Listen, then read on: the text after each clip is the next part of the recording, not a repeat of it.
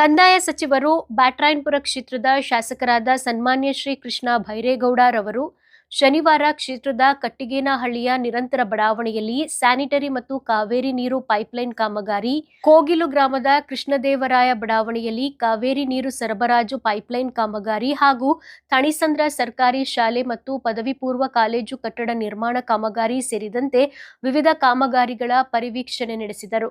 ಇದೇ ವೇಳೆ ಮಾತನಾಡಿದ ಅವರು, ಕ್ಷೇತ್ರದಲ್ಲಿ ಸಾರ್ವಜನಿಕರ ಮೂಲ ಸೌಕರ್ಯಕ್ಕೆ ಹೆಚ್ಚಿನ ಒತ್ತು ನೀಡಲಾಗುತ್ತಿದ್ದು, ಜನರ ಸಮಸ್ಯೆಗಳಿಗೆ ಸ್ಥಳದಲ್ಲೇ ಸ್ಪಂದಿಸುವ ದಿಸೆಯಲ್ಲಿ ಶ್ರಮ ವಹಿಸಲಾಗುತ್ತಿದೆ.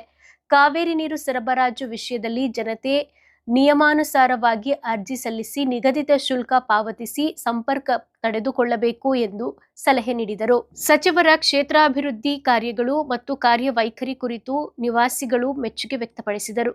ಇದೇ ಸಂದರ್ಭದಲ್ಲಿ ಕಾಂಗ್ರೆಸ್ ಮುಖಂಡರಾದ ಹೋಗಿಲು ಮುನಿಕೃಷ್ಣ, ಸಂಪಿಗೆಹಳ್ಳಿ ಶಿವಕುಮಾರ್, ವೆಂಕಟರಾಮ್ ರೆಡ್ಡಿ, ನಾಗೇಂದ್ರ, ಕೋಗಿಲು ವಾರ್ಡ್ ಅಧ್ಯಕ್ಷರಾದ ಶ್ರೀ ಗೋವಿಂದರಾಜುರವರು, ಕೋಗಿಲು ಗ್ರಾಮದ ಸಂದೀಪ್ ಉನ್ನಿಕೃಷ್ಣನ್, ರಸ್ತೆ ನಿವಾಸಿಗಳ ಸಂಘದ ಅಧ್ಯಕ್ಷ ಕೈಲಾಶ್ ಮೂರ್ತಿ ಸೇರಿದಂತೆ ಮುಖಂಡರು, ಗ್ರಾಮಸ್ಥರು ಉಪಸ್ಥಿತರಿದ್ದರು. ಸರ್ಕಾರದಲ್ಲಿ ಅತ್ಯಂತ ಯಶಸ್ವಿಯಾಗಿ ಇಲಾಖೆಯನ್ನು ನಿರ್ವಹಣೆ ಮಾಡಿಕೊಂಡು ಬಂದಿರುವಂಥ ನಮ್ಮ ಸನ್ಮಾನ್ಯ ಕಂದಾಯ ಮಂತ್ರಿಗಳು ಒಂದು ಕ್ರಾಂತಿಕಾರಿ ಬದಲಾವಣೆಗಳನ್ನು ನಾವು ಕಾಣ್ತಾ ಇದ್ದೀವಿ ರಾಜ್ಯದಲ್ಲಿ, ಆ ಒಂದು ಇಲಾಖೆಯಲ್ಲಿ ಪ್ರಮುಖವಾಗಿ. ಸೊ ಅಂಥ ಒಂದು ಇದರಲ್ಲಿ ಬ್ಯಾಟರಾಯನಪುರ ವಿಧಾನಸಭಾ ಕ್ಷೇತ್ರ ಮೇಜರ್ ಸಂದೀಪ್ ಉನ್ನಿಕೃಷ್ಣನ್ ರಸ್ತೆ, ಕೃಷ್ಣದೇವರಾಯ ಬಡಾವಣೆ, ಈ ಒಂದು ಇದರಲ್ಲಿ ನೀರಿನ ಬವಣೆ ಬಹಳ ಇತ್ತು. ಈಗ ಕಾವೇರಿ ಏನು ಒಂದು ನೀರು ಸರಬರಾಜು ಆಗ್ತಾ ಇದೆ, ಜನ ಅದಕ್ಕೆ ಭಾಳ ಸಂತೋಷದಿಂದ ಇದ್ದರು. ಅದಕ್ಕೆ ಅವರು ಸಹ ಒಂದು ವಂದನಾರ್ಪಣೆ ನಾವು ಹೇಳಬೇಕಾಗಿತ್ತು. ಆ ಒಂದು ದೃಷ್ಟಿಯಿಂದ ಸಾಹೇಬರು ಸಹ ಪರಿವೀಕ್ಷಣೆ ಕಾರ್ಯಕ್ರಮವನ್ನು ಹಮ್ಮಿಕೊಂಡು ಇವತ್ತು ನಮ್ಮದು ಗ್ರಾಮಕ್ಕೆ ಬಂದಿದ್ದರು.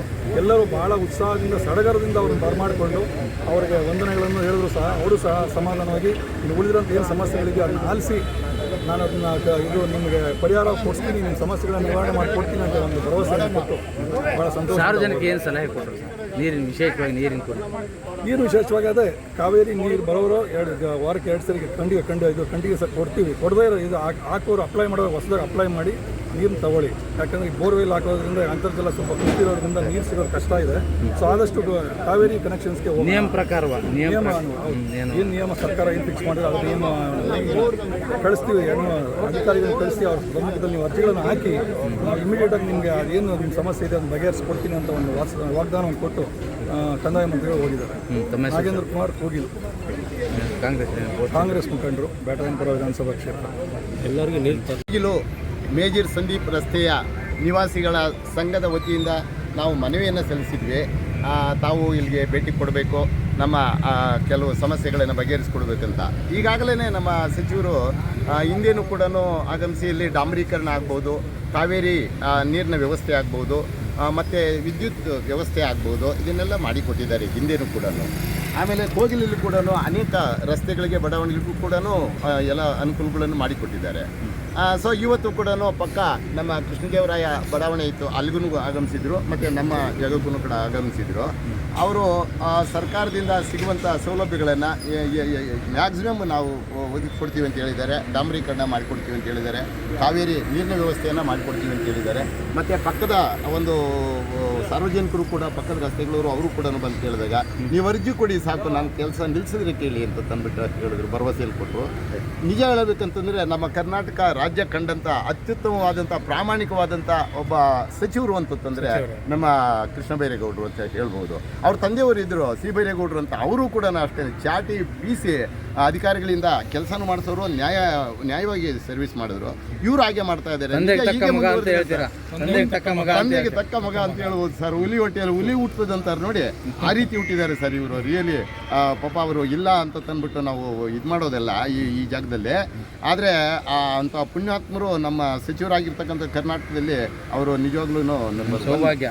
ಮುಂದೆ ಒಂದು ನಾವೆಲ್ಲ ಆಸೆ ಪಡೋದು ಏನಂತಂದರೆ, ಇದೇ ಇದರಲ್ಲಿ ಮುಂದುವರೆದ್ರೆ ಇವತ್ತಿಲ್ಲ ನಾಳೆ ಅವರು ಮುಖ್ಯಮಂತ್ರಿಗಳು ಕರ್ನಾಟಕಕ್ಕೆ ಆಗ್ತಾರೆ ಅನ್ನೋ ಒಂದು ನಂಬಿಕೆಯೂ ಕೂಡ ನಮಗಿದೆ. ಅವು ಎಲ್ಲ ಅರ್ಹತೆಗಳು ಕೂಡ ಅವರಲ್ಲಿ ಇದೆ ಸರ್, ವ್ಯಕ್ತಿತ್ವನೂ ಇದೆ ಸರ್. ನನ್ನ ಹೆಸರು ಕೆಂಪಣ್ಣ ಅಂತ ತಂದ್ಬಿಟ್ಟು ಸರ್, ಈ ಮೇಜರ್ ಸಂದೀಪ್ ರಸ್ತೆಯ ನಿವಾಸಿಗಳ ಸಂಘದ ಒಬ್ಬ ಸದಸ್ಯ, ನಾನು ಒಬ್ಬ ಪದಾಧಿಕಾರಿ ಮತ್ತು ರಿಟೈರ್ಡ್ ಹೈಸ್ಕೂಲ್ ಹೆಡ್ ಮಾಸ್ಟ್ರು. ಪರಿವೀಕ್ಷಣೆ ಬಂದಿದ್ರು. ಇದರಲ್ಲಿ ಕಾವೇರಿ ಎಲ್ಲರಿಗೂ ಮನೆಗೂ ತಲುಪಬೇಕು ಅಂದ್ಬಿಟ್ಟು ಒಂದು ಇದಕ್ಕೆ ಬಂದಿದ್ರು. ಎಲ್ಲ ನೀಟಾಗಿ ಮನೆಗೂ ನೋಡಿದ್ರು.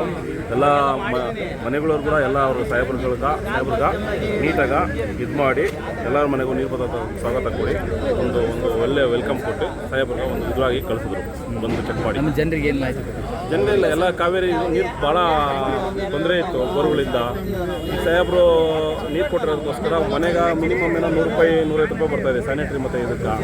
ಆಗ ಅದನ್ನೆಲ್ಲ ಮಾತಾಡಿ ಡಿಸ್ಕಸ್ ಮಾಡಿ ಇಷ್ಟೇ ಬರೋದು ನಿಮ್ಗೆ ಅಂತ ಸಾಹೇಬ್ರೇ ಖುದ್ದಾಗಿ ಜನಗಳಿಗೆ ತಿಳುವಳಿಕೆ ಕೊಟ್ಟು ಇಷ್ಟೇ ಬರೋದು ನಿಮ್ಗೆ ಏನು ಪ್ರಾಬ್ಲಮ್ ಆಗಲ್ಲ ಅಂತ ಹೇಳಿ ಒಂದು ಒಳ್ಳೆ ಅನುಕೂಲ ಮಾಡೋಗಿದ್ದಾರೆ. ಈಗ ಅಂದರೆ ನಿಯಮ ಪ್ರಕಾರ ಯೂಸ್ ಮಾಡಿದ್ದಾರೆ. ನಿಯಮ ಪ್ರಕಾರವಾಗಿ ಏನು ರೂಲ್ಸ್ ಪ್ರಕಾರವಾಗಿದೆ ಅದ್ರ ಪ್ರಕಾರ ಯೂಸ್ ಮಾಡಿ ಅಂತಲೇ ಹೇಳ್ಬಿಟ್ಟು ಹೋಗಿದ್ದಾರೆ. ನನ್ನ ಹೆಸರು ಗೋವಿಂದರಾಜ್ ಅಂತ ಬ್ಯಾಟ್ರಾಂಪುರ ಹೋಗಿದ್ರು.